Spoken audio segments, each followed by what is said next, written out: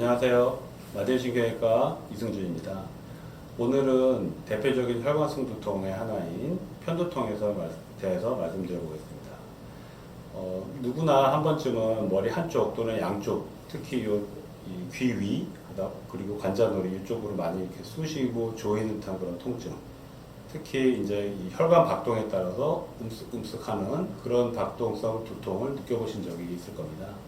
물론 그런 박동성 두통이 있다고 해서 모두 다 편두통은 아닌데, 요즘 그 방문하시는 환자분들한테 여쭤보면은 다 편두통이라고 하시는데 어디서 진단 받았느냐 하면은 진단을 안 받았다 이렇게 얘기하시는 분들이 많습니다. 그래서 증상만 가지고 편두통이라고 생각하시고 자의적으로 약을 드시고 또는 효과 없다 또는 그런 식으로 해서 많이 치료 시기를 놓치는 경우가 많은데요.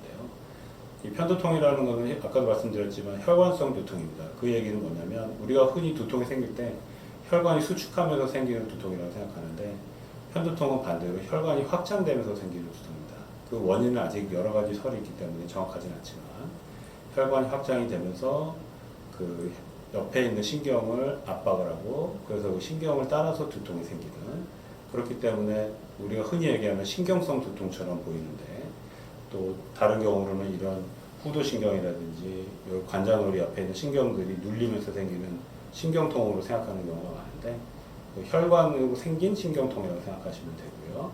그렇기 때문에 치료는 약으로 먼저 그 혈관의 박동을 줄여주는 약을 쓰이고 있는데, 우리가 혈관 수축을 제일 잘 일으키는 방법은 뭐냐면 커피입니다. 커피. 카페인 섭취가 많아지면은 혈관이 수축이 되면서 혈관 박동이 줄어들고, 그렇기 때문에 편두통 환자에서는 두통이 감소하게 됩니다. 그래서 만성적인 편두통 환자분들을 보면은 하루에도 커피를 대여섯 잔씩 드시는 분들이 많습니다. 그래야지 두통이 가라앉고, 그렇기 때문에 본인도 모르게 커피에 굉장히 의존하게 되는데요.